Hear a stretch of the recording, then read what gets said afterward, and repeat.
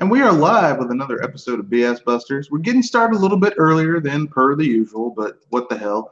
I'm joined by Pinky Don. So Hello. introduce yourself, sir. This is Pinky Don from Video Game Facts.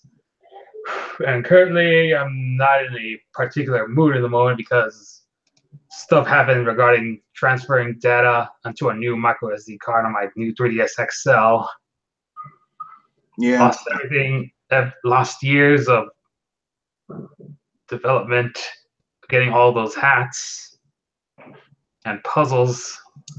Yeah, man. I totally. The one good thing about like wiping everything and starting from scratch is that, like, especially for stuff like I forgot the name of that game. That game where you go into a dungeon and you have your little me characters and they fight. Yeah. Well, the thing is that I don't go to a place where there's a lot of people with 3DSs carried with them. So there's no way for me to get as many street passes as I used to. Well, I mean, I'm just saying, like, it becomes easier to do those because, well, whatever. But that's neither here nor there. We aren't talking about video. Well, I mean, we could talk about video games unless they're Star Wars video games, because yesterday was May the 4th, which is unofficial Star Wars Day. So, and today is Revenge of the 5th. Well, I was going to say it was Cinco de Mayo,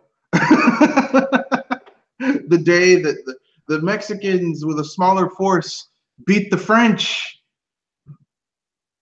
Right, and also it's still Star Wars Day because it's called Revenge of the 5th. I guess. So pretty much a double holiday. So basically, we'll get into it first. So, what is your favorite Star Wars trilogy? You can go prequel trilogy, the original trilogy. You can even include the new trilogy, which is being made, if you want to. I'm still going with the OG trilogy because the new trilogy hasn't been fully developed yet, even though it only needs one more episode by 2019. If you wanted to, you could say the new trilogy, because you can pretty much tell if a trilogy is going to be your thing from by the second movie. You're looking forward to them wrapping it up, and if the wrap up isn't really doing anything for you, then you can tell that's probably not going to be a fun trilogy. But by the second movie, if they haven't started to get their shit together, the third movie's probably not going to do much for you. That's what happened to me with the prequel trilogy. I was like, I just want this shit to end. Thankfully, it's been told that episode 9 will be a time leap. So that means there's possible chances there's going to be an animated series a la Clone Wars between episodes 8 and 9. Whatever, man. I don't care. This is sad. Like, lifelong Star Wars fan, and like Disney has made me not give a shit about Star Wars. That's just sad. But that's neither here nor there.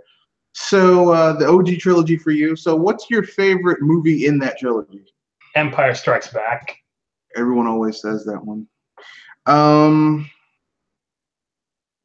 Okay. Of course, I mean, because it has the most famous plot twist of all. Luke being the son of Vader, as well as the Battle of Hoth, Yoda's appearance, Boba Fett. Yeah, but I mean, Boba Fett's kind of a shitty bounty hunter. Boba Fett is the most hyped up character is one of the most hyped up characters in Star Wars, who, when you really think about it, is kind of lame. Yeah, every Star Wars trilogy has its own Boba Fett. Like from the prequels, it's Darth Maul, and the new trilogy, it's Captain Phasma. No, I think it was Grievous in General Grievous in Revenge of the Sith. No, it was General Grievous was in the Clone Attack of Wars. the Clones, and he was in Revenge of the Sith. Revenge of the Sith. Like he was like, everyone's like, man, General Grievous is a badass, and General Grievous looked cool, and I liked his lightsaber style, where he just basically, the lightsabers he got from. Yeah, that's pretty badass. But at the end of the day, you know, he still got killed by Obi-Wan Kenobi with a blaster. you brought lightsabers to a gunfight, bitch. Oh! How dare you? But no, for me, I like the original trilogy. My favorite film in the original trilogy is it's a tie between Empire Strikes Back and Return of the Jedi. I like Empire Strikes Back because it has more character development, more world development. But I like Return of the Jedi because like for me, Return of the Jedi is one of those films that I appreciate it more as I get older, especially in regards to the prequel trilogy, because basically the whole point of Return of the Jedi is that it's a flip, it's a mirror flip between what happened in Revenge of the Sith, right? Right. Like basically, Palpatine makes this devil's bargain with Anakin Skywalker. Anakin Skywalker accepts the deal, whereas Luke didn't. And basically, you see how basically you see the dichotomy between the two. You also figure out why Jedis, whenever they took on Sith, there was always 2 Jedis to 1 Sith, because it's a totally unfair fight if it's just 1 Jedi by himself. It's what George Lucas says. It's like poetry. It has to rhyme. Whatever. And then once you figure that out, it totally makes sense that in the end it still turned out to be 2 Jedi taking on 1 Sith.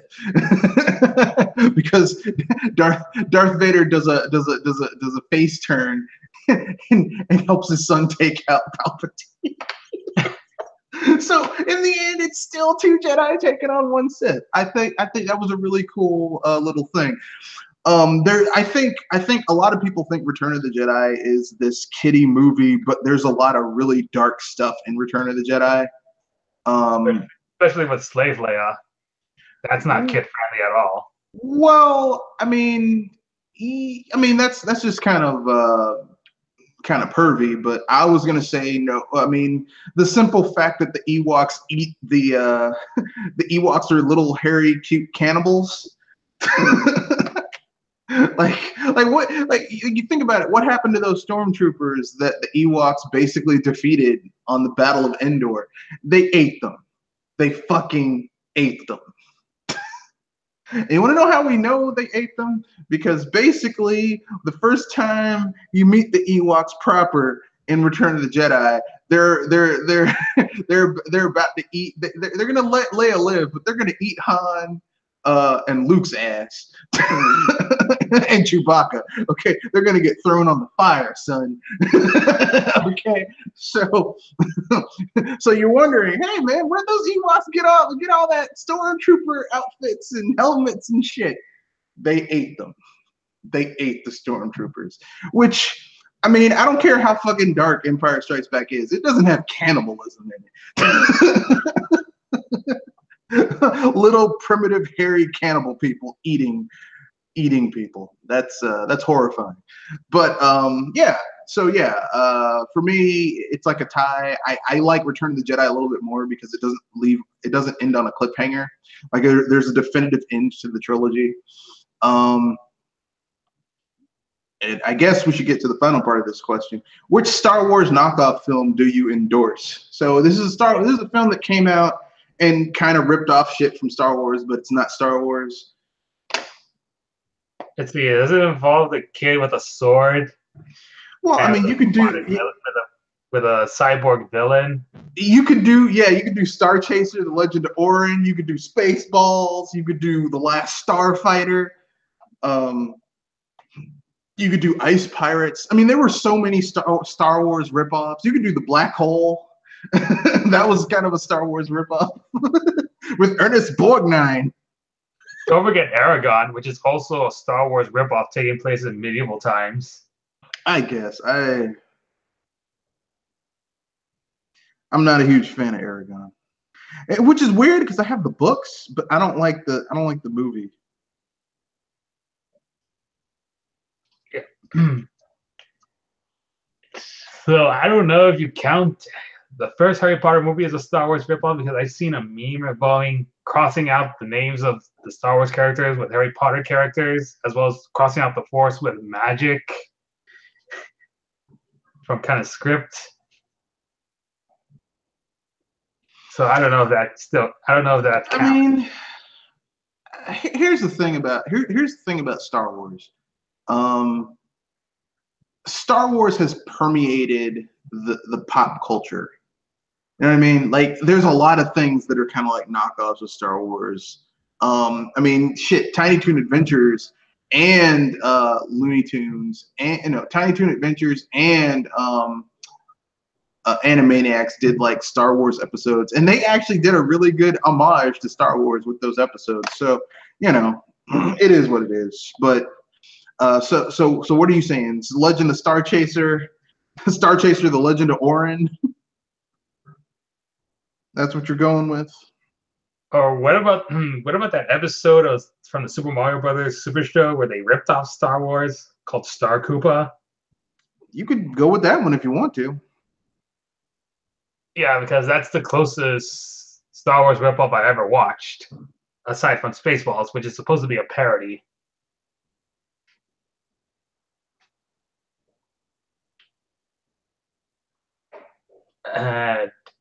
Down to the point where they have a character named Obi-Wan Cannoli or something.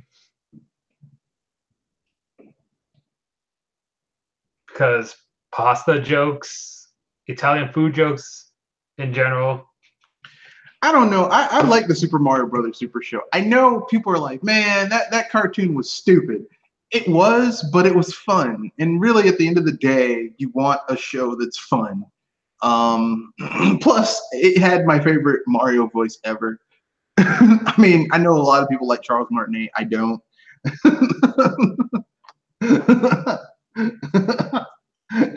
Like, I don't like the fact that they made Mario more athletic. I liked fat, kind of out of shape, pudgy Mario.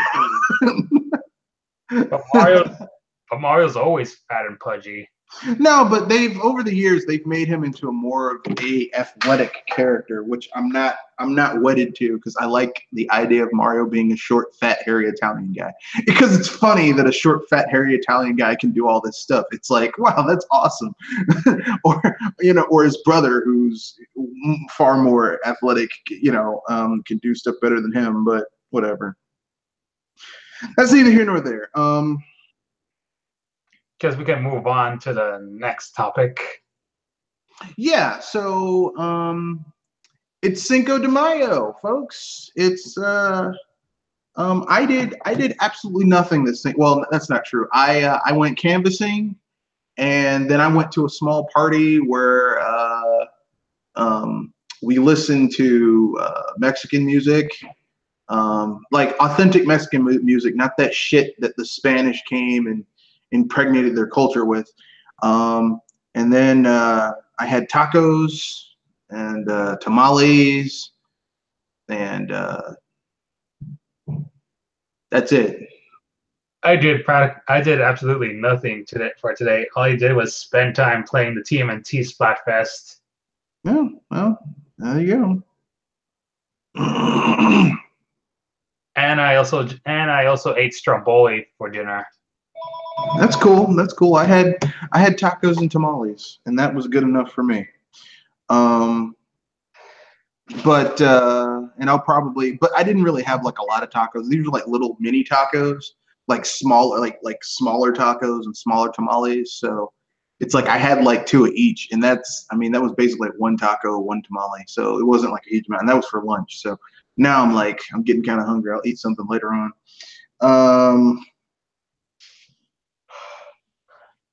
But anyway, I guess we can move on to the main topic, which is Infinity War spoilers. Spoiler alert. Yeah, spoiler alert. So, who wants to jump into this first? So in the end, half the population has been disintegrated. well, half the population of the galaxy, of the universe, even. And and it's, and it's gotten to a point that's become a meme right now, where they post pictures of any other fictional character disintegrating with the subtitle "I don't feel so good."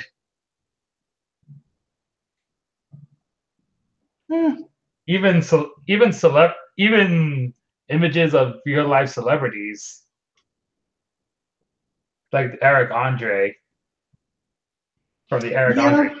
I mean, for me, the thing about the thing about the movie that got me was that it was just it's a very dark movie, and I'm like, man, how are they gonna fix this shit? I don't know. Some people like Kevin Feige was like, yeah, the people who died in Infinity War, some of them are gonna stay dead. I'm like, well, we know who's not gonna stay dead. Black Panther, because Doctor Strange, Spider-Man. Once again, I have to say this though.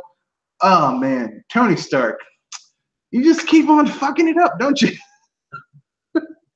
For Star Wars, you have to feel sorry for yourself because he lost his mom, he lost his adopted father, and now he lost his girlfriend. Yeah, he was like, man, I was totally gonna hit that too. He's like, I was almost there. I was almost there. Here's what I'm gonna say about here's what I'm gonna, and this has nothing to do with the movie, but I thought it was really appropriate. Watching how Star-Lord managed to fuck up the one chance that the Avengers had to save the half of the universe. Like, I'm gonna start a new meme that Square Enix is the Peter Quill. It's like, it should be easy. All you have to do is do this one thing, but they still manage to fuck it up. But yeah. So I've been hearing people complain about the ending of Infinity War, saying that it's going to be pointless now, since we know that the people who got disintegrated will come back to life in the second part, making them meaningless. Yeah, but here's the thing. People who are like, man, I don't like the Marvel formula. They've been using it in comics for like 50 years. It works.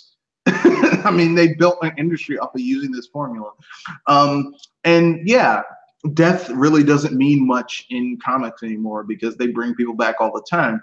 But the fun is seeing how they bring them back.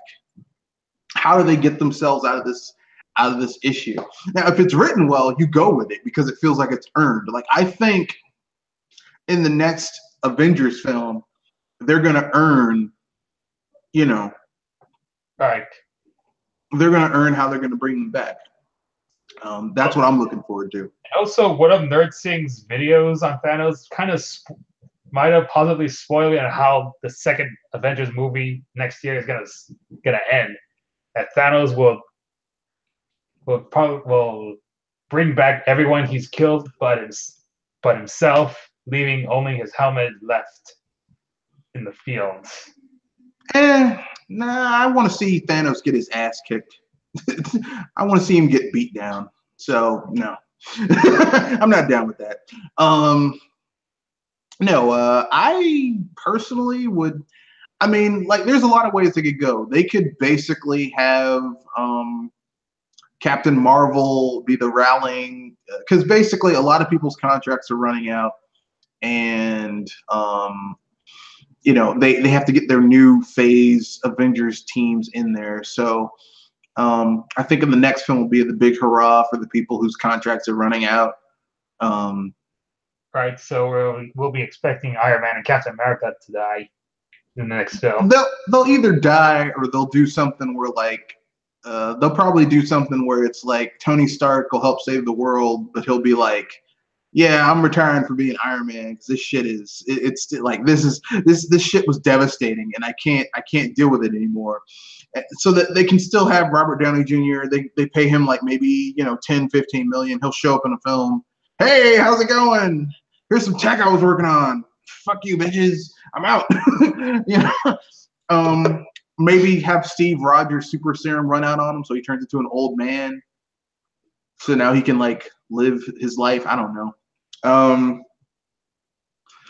But I mean, you know, like there's a lot of characters that they don't really need. Like the actors can leave, but they don't need to replace them. Like Thor doesn't really need to. Like even if Chris Helms was like, "Fuck it, I can't be Thor anymore." Like in the comics, when you first meet Thor, that's not actually Thor. It's a guy who found Thor's hammer and was chosen to be worthy, so he has the power of Thor. It's not actually Thor. So, I mean, they can still have a Thor if they want to. Right. I mean, I'm looking forward to the new team. Obviously, probably though, when they bring back Black Panther, his ass will probably be on the new team. And also some spoilers. Remember how in those old Marvel vs. Capcom games where Thanos uses bubbles for his attacks? Vaguely. He actually uses bubbles in this movie. So when using the Reality Stone, at least. But anyway, the film was really good. I enjoyed it. I liked how basically I didn't know how Marvel would be able to balance these different teams, but they did. The action was really cool. You got to see Doctor Strange be a badass. Like everyone got to be a badass in this film. It's all thanks to the Russo brothers. Well, no, the Russo brothers didn't do the action scenes for this movie. Someone else did, but like they did Civil War. They did Captain America, Winter Soldier, and Civil War, but they didn't do the action scenes. Someone else directed those. But when it comes to story, they held it together. I mean, this is where we're kind of going to go off the rails a little bit because I mean, why the hell not? What can I say except, I mean, at this point, can we just finally agree that Marvel did it right and DC didn't? Yep. Like, I mean, people are like, man, they built their universe, so you don't have to have an introduction to Spider-Man. You don't have to have an introduction to Iron Man. You don't need to introduce any of these characters. And so when they're hanging out, it doesn't feel corny, fake, and just some shit thrown together. Like certain movies, Justice League. So, it just, and even like, here's the thing, both like these movies should be watched back to back so you can see how not to do it and how to do it. Because in Justice League, the primary villain is Steppenwolf, a big, purple, tall, huge bad guy trying to get some MacGuffins in order to do something. In Infinity War, the villain is Thanos, a big purple dude trying to get some MacGuffins in order to do something. and yet literally one is done piss poorly and the other one is done really well. And all thanks to the built-up in the previous films about his presence. Well, not really, because you never knew what Thanos could do. But when they finally, this is the difference between good script writing and bad script writing. Because when Thanos shows up, he's got that, he doesn't have his helmet on, looking like he just got out of jail. He found out you were fucking his girlfriend. Like,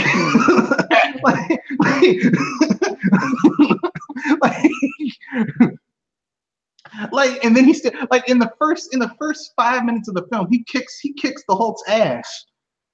Yeah. That was also.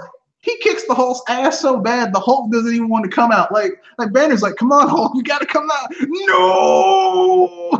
And speaking of Banner, he got his time to shine in the climax. Who? Banner? Oh yeah. Like Hulkbuster suit.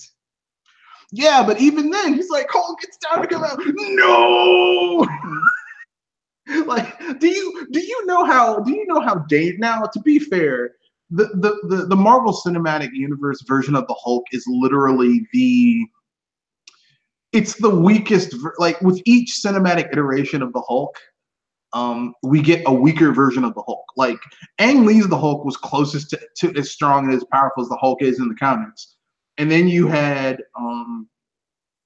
Edward Norton's Hulk, which was weaker. And then you had like the Marvel Cinematic Universe version of the Hulk, who is like, this is the most nerfed Hulk we've ever seen. Conversely, all these other characters, the other characters have gotten more powerful. So whatever. Mm-hmm. But I expect the Hulk to finally come out like near the end of the second part of Infinity War. Next year, I mean. And get over his performance anxiety. Yeah. Hey, Joel. How's it going, Joel? Sorry I've dropped in so late. No, that's okay. We know you're only human. I mean, ultimately, you're only human, so... Yeah. Most, which I could say is inhuman to no degree. You know, you're only human. People forget that. We're only human.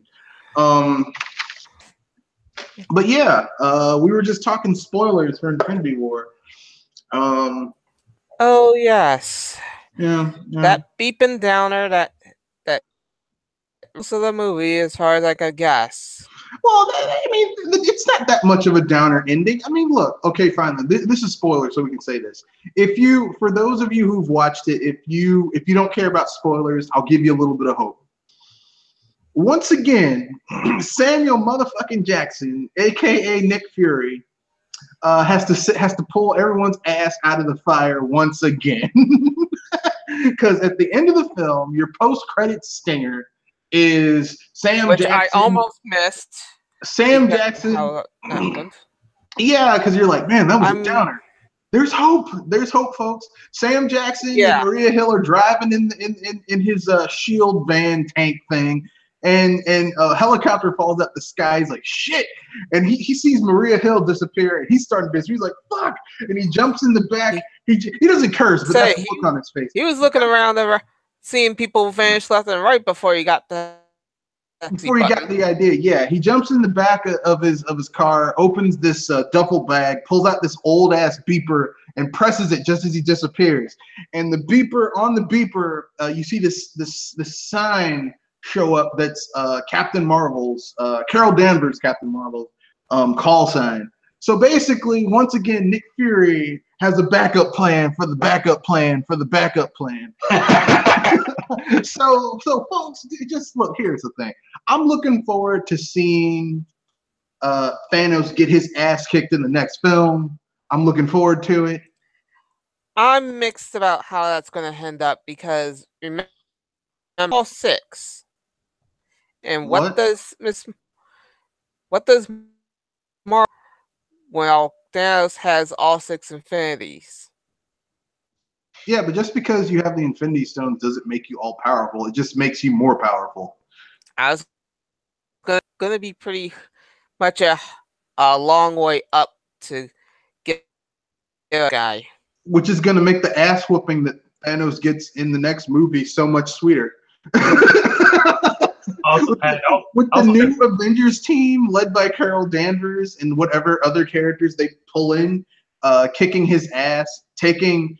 Because in the comics, what happens is that Nebula, like tortured Nebula, manages to take the gauntlet off of him, and she basically puts it on herself, and she uses it to basically turn back time and bring back the people who died. Since Nebula isn't dead, that could easily happen.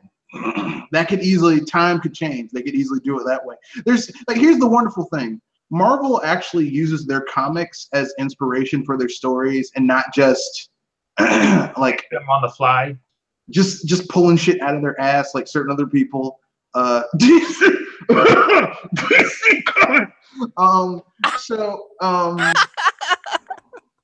So I mean, you're basically getting a better You're getting a better quality. But now that we've gotten the spoilers out the way, I think it's time to shit on WB and their Justice League film. Because I mean, really, these two films, Justice League and this film, are literally like basically the general premise behind both movies is the same. The execution is so much better in one versus the other. As that part.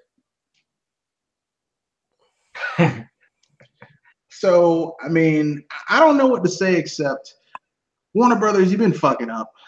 I don't really know where to go from here. I mean, I don't know. Like, really, I think in their best interest, they might just need to like give up on the whole DC expanded universe.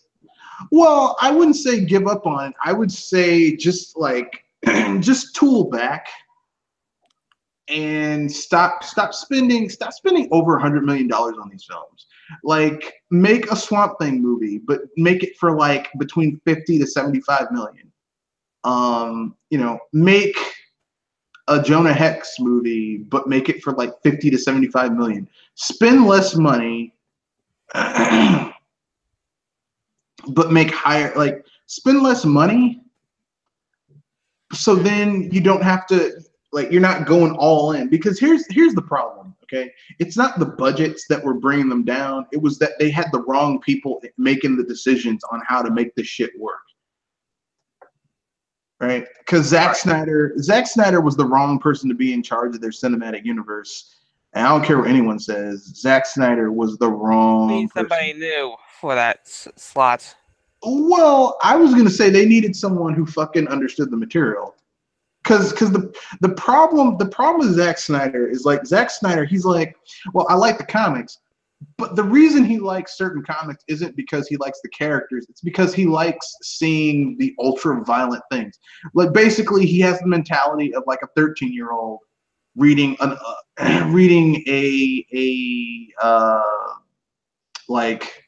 reading Watchmen. Like, and he doesn't get the meaning behind all of this. He just likes seeing people get thrown out of windows. It's like, you missed the point, dude. You're missing like 80% of the message. And that's the problem with Zack Snyder, was he just was not really, he wasn't the person who should have been doing this shit, but whatever. He was not qualified.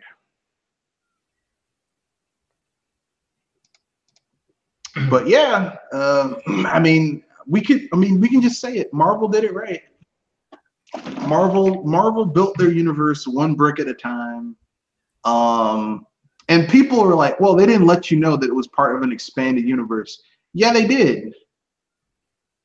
They let you know that Iron Man, they let you know at the end of The Incredible Hulk, that shitty Ed Norton film, that Iron Man takes place in the same universe. Because at the end of that movie, you had basically Thunderbolt Ross at this bar drinking, and fucking Tony Stark's like, hey, we're putting together something called the Avengers Initiative. And it was just a quick little teaser, but that lets you know. And Thunderbolt Ross shows up in Civil War. So, I mean, even their shitty movies, they're kind of like, so no, I don't think DC should give up on the extended universe, but they need to have people in charge of it that actually give a shit about the source material and not just throwing shit together. In short, they need somebody that has a better aim. Off of The Dark Knight Returns. Yeah. They need to let people make a Batman movie that isn't inspired by The Dark Knight Returns, because at this point we have had, excluding the Joel Schumacher films, Tim Burton's The Batman, The Batman Returns, all of the Nolan films, fucking Batman v Superman, like even Batman's appearance in Suicide Squad, all like here's the thing. Look, I understand a lot of people like the Dark Knight Returns, but here's the problem. The Dark Knight Returns, first of all, it's a two-part comic. The first part is really good. The second part falls apart. And it's a parody of it's like everything is a parody. Like Batman starts out being really badass, but by the end of it, he's an overgross parody of himself. So is Superman. They start out looking their classic Silver Age selves, and then they begin to become a parody of themselves because it's meant to be a satire of these characters and what people have made them. And yet people just seem to worship that fucking comic, and it's ridiculous. Same thing can be said with Watchmen, where people worship that graphic novel as for deconstructing the entire superhero genre with its deconstruction on morals, superhero morals and whatnot. Yeah, I mean the whole point behind Watchmen is that basically is that the idea of superheroes is that these people are criminals. They have superpowers and they're criminals. And everyone's like, man, I like Rorschach. Rorschach is a racist piece of shit, misogynist character in the comics. Like he's not someone, oh man, he's a hero. He's a piece of shit. Why? I mean, it's like like no one understands these things. They just, oh no, man, I like this shit. No.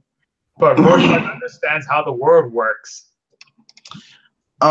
Which version? You mean the one in the movies or the one in the comics? Because in the comics, the one in the comics is a racist piece of shit. Like he uses racial slurs. He's a misogynist. He doesn't like women. Vulgar as F. He's a real piece of shit human being. I mean, he's like literally this person needs to be thrown in jail. I was being nice. I mean, he's a wording because he could be a that we could be censored for if we say what we feel about him.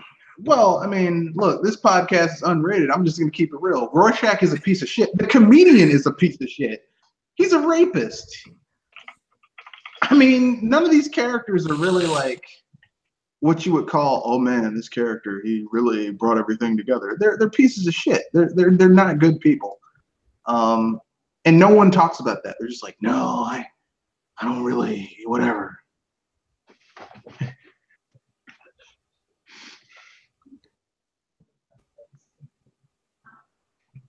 Okay. Anything else you want to say about Rorschach? No. I was just simply saying that. The thing that kind of brings it down is that you have a lot of people who worship these comics but don't really understand. Like they worship certain characters, but they don't understand the story behind them. And that's where DC has been. That's where Warner Brothers has been failing with their DC properties, is that they're afraid to stay true to the characters or to actually adapt the stories properly. Like they get people who are just totally fucking like David Goyer.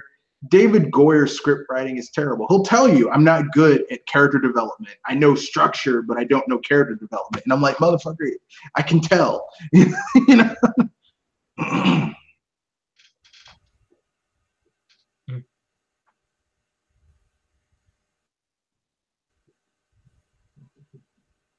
But and what about the comedian? Is he also a character we shouldn't be worshiping either? Well, I mean, the comedian, I mean, it's sad he gets knocked out of a window, but I mean, he is a rapist. I mean, like a serial rapist. Like he's a serial rapist. He's a fucking serial rapist. He goes around, like the whole point behind Watchmen, the comic, is that superheroes, like, first of all, most of the superhero, there's only like one superhero in Watchmen, and it's Dr. Manhattan. He's the only like everyone else is just a whole bunch of mass vigilantes beating up criminals, which they're criminals themselves. It's like one group of criminals beating up other criminals. And it's Watchmen was done because Alan Moore was like basically, I'm creating this because essentially, like, it's ridiculous that we worship these types of characters. And so he basically created a world where this is how far the rabbit hole goes when there's no moral code with superheroes. That's basically what it is. It shows you how horrifying that would be if superheroes had no moral code. And I mean, Watchmen is not like, this isn't like, oh man, these characters are someone you root for. There's no one to root for in Watchmen. Nobody. Okay, except for maybe Dr. Manhattan, because you got slim pickings. he's like the only one you can kind of sort of root for. But even Dr. Manhattan has become so far beyond what a normal human being is that he's not even he's not even really human anymore. So, but isn't the point that superheroes don't need to have superpowers? They can still be normals, like Batman. I mean, by what point? You mean, no, like, if you ask the guy who created Watchmen, that was the entire point. He wanted to show a world where superheroes did not have moral codes, and like Spider-Man, even though he's technically much stronger than the average human, doesn't punch people's heads off because he like, there's certain things he doesn't do. Superman doesn't kill people because he's like, look, there's a better way than just killing people. The Flash doesn't really kill people. Like, even, Batman, when he's done properly, doesn't kill people. Like, they're not, like, they have a moral code. Alan Moore was like, I'm going to show you what happens when superheroes don't have a moral code. They're no better than the criminals they call themselves trying to fight. Like, that's literally what happened. I mean, the villain of Watchmen is Asmodeus, and he was one of the Watchmen. Like, he's one of the superheroes, and he causes a mass. He basically manufactures a war in order killing I want to say millions of people in order to create a outside threat so that humanity would band together against that outside threat. It's like, damn, this is a very ends justify the means type of thing going on here. But what he's doing isn't all that wrong, though. He just wanted to obtain world peace, and in order to do so, he's killing millions of people in order to achieve world peace is not what I would call. Well, that's not that bad. That's a very ends justified. That's a very utilitarian form of thought, and that's very dangerous. But that's the whole point, is that it's like, that's not right. Like Batman is not a superhero. Batman's a vigilante, and that's a completely different thing. Like Batman goes around beating up criminals, right? Right. That's his thing. But how many people has Batman beat up that were just criminals, not because of I'm an evil villain, but like, look, I'm poor, I'm uneducated, I need to feed my family. It's the only way I can do it. Like, how many villains has Batman created for his need to, like, here's the thing. Batman himself is fucking crazy, because you have to be crazy to want to dress up like a giant bat and fight criminals. Normal people don't do that. Okay? That's not normal. Okay? To quote Dr. Ivan Strange, Batman needs to be in Arkham Asylum himself. But whatever.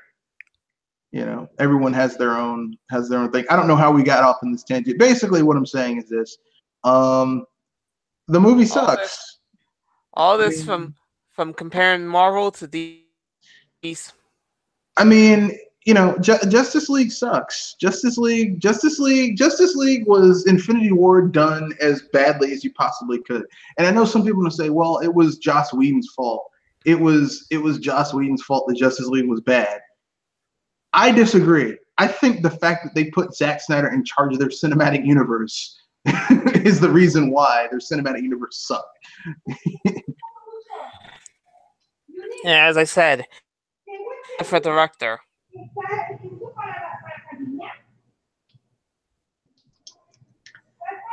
So,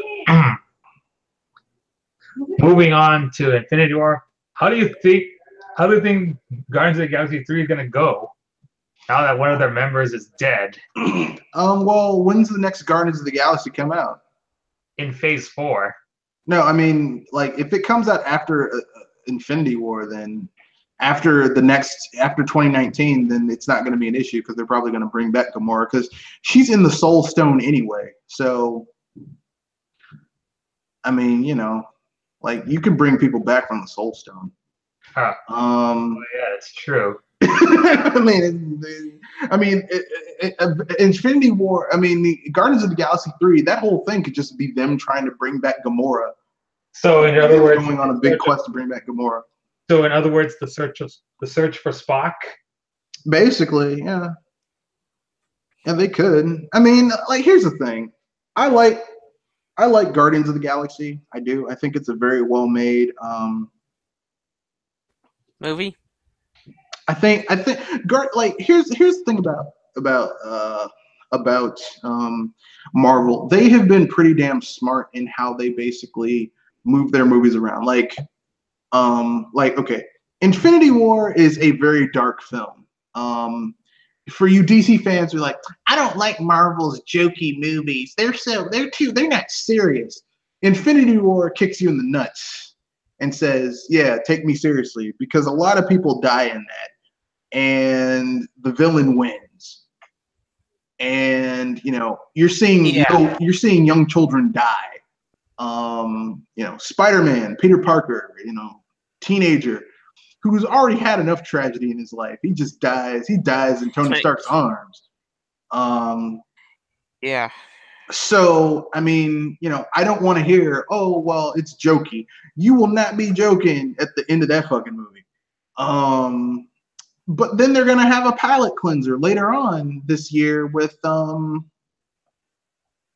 and Wasp. So, I mean, you know, Marvel's been smart with having different films to cater to different people. Speaking of Ant-Man and Wasp, they didn't show up in this movie, and neither did Hawkeye. So it's not the most ambitious crossover of all time. Yeah, but I think Ant-Man and Wasp would have been too much. And who's to say that at the end of Ant-Man and Wasp, maybe Wasp disappears, maybe Ant-Man disappears, maybe this could be happening concurrently at the same time, and then when Thanos snaps his fingers, Ant-Man and Wasp disappear. Who's to tell? Who's to know?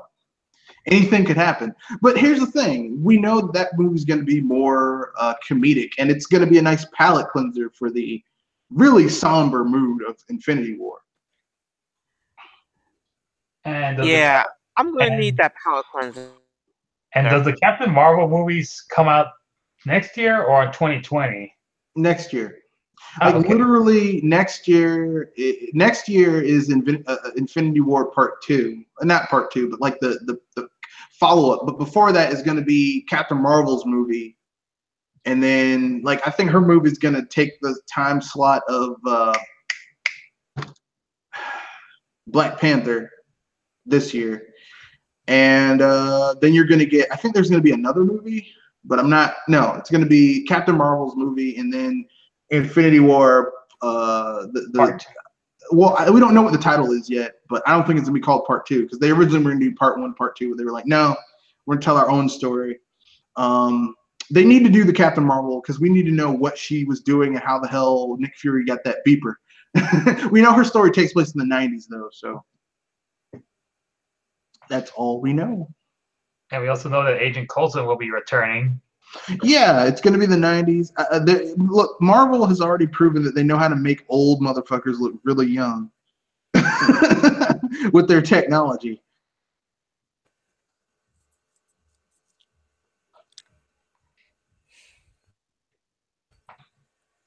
Let's see, anything else? Anything else to discuss from Infinity War?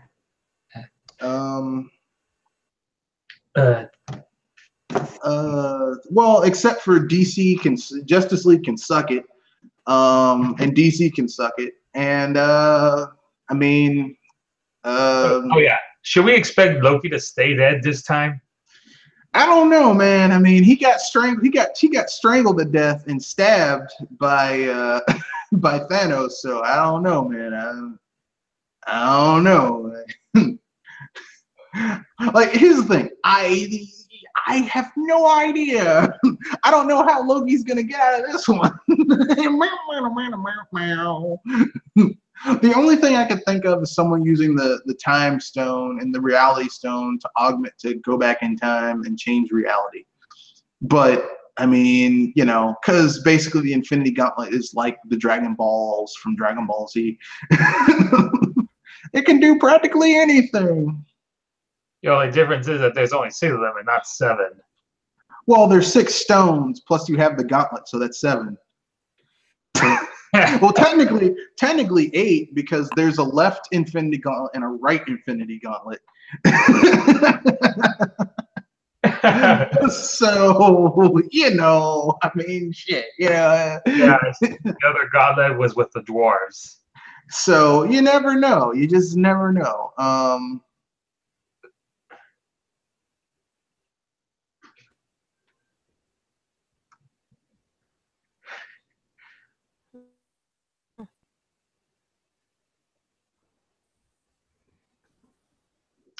And So, I mean, I guess that's the end. Anyone have anything they want to bring up before you wrap things up? Anything they want to pimp out? Anything they want to? Nothing. Let's see. There's nothing much else I could say,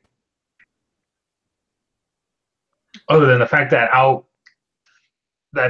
won't be available for the next Sci Fi Power Hour next week, nor will I be available on the next BS Busters next week because I'll be away. Oh, that's okay. That's all right. We'll try and find a replacement for you, guest host, if you will. So, if anything, I probably ask if we could advertise anything's coming up tomorrow, but that'd probably be a little much. Well, I'll be back on Monday, so yeah. All right. So let's see. Stay tuned tomorrow. We'll be doing another BS Busters where we're going to be talking about, well, the news of the week, video games, and some other stuff. But the big thing we're going to be talking about is Square Enix effing up yet again, because that's what they do. And I've got plenty of articles to discuss for tomorrow's BS Busters. Yeah, we're also going to be talking about games that we're looking forward to, that are coming out this year, that catch our eye. It's going to be fun. Oh yes, and I know my obvious pick for that one. Oh, sorry, everyone has their thing that's going to do it for them, but that's neither here nor there. Give your sign-offs, and then we'll wrap things up. I'll start things off since I'm the one that was late to the party. This is Joy Moonstar, the Gaming Mage, wishing you all a good Cinco de Mayo. Got that right. And this is Piggy. Be sure to visit Video Game Facts, where we discuss about facts and opinions on the gamosphere. Currently, I'm debating what new article to write first for tomorrow.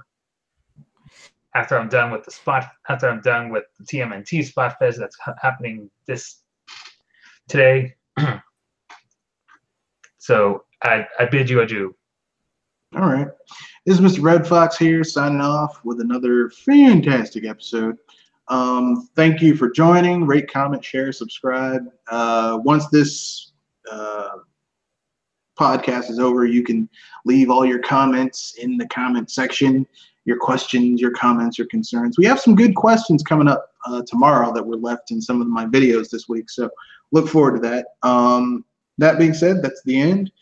Remember, science fiction is fun, and it's worth talking about. It should be thought provoking.